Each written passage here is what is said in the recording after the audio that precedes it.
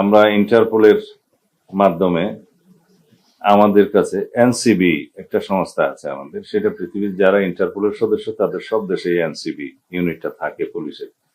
তাদেরকে ইমেইলে জানানো হয়েছে ফেডারেল পুলিশের পক্ষ থেকে আবুধাবির ইউএই গভর্নমেন্টের, যে তারা আমাদের চাহিদা অনুসারে ইতিপূর্বে যে ইন্টারপোলের মাধ্যমে আমরা রেড নোটিশ জারি করেছিলাম সেটা জারি মানে বাস্তবায়ন হয়েছে, এবং তারা সেই ওয়ারেন্টের অনুসারে রেড নোটিশের অনুসারে তারা তাকে গ্রেফতার করতে সক্ষম হয়েছে।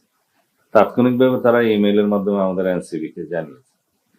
আমি সেদিন বিকেলেই মহান জাতীয় সংসদে সেটা সারা জাতিকে অবহিত করেছি 300 ধারা বিবৃতি দিয়ে, এবং ওখানেই বলেছি যে এই ইমেইলে তারা আমাদেরকে অনুরোধ করেছে 30 দিনের মধ্যে যেন আমরা আমাদের সমস্ত কাগজপত্র পাঠিয়ে দিই তাকে দেশে ফিরিয়ে নিয়ে আসার জন্য।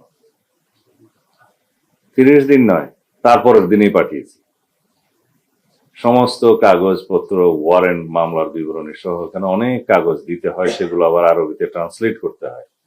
আমাদের অফিসাররা রাতের 9টা পর্যন্ত কাজ করেছে সেদিন, 144 পাতা।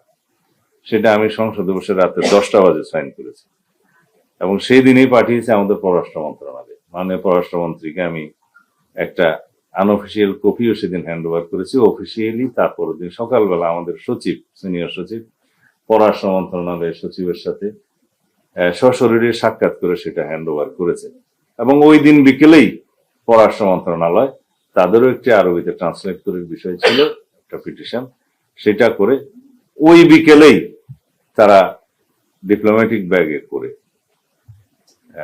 ইউএই গভর্নমেন্টের কাছে পাঠিয়েছে। আমাদের লোকাল যে এমবাসি আছে, ইউএই এমবাসি, তাদেরকে জানিয়েছে। আমিও তার সাথে যোগাযোগ করেছি। ইট টুক অনলি 3 days,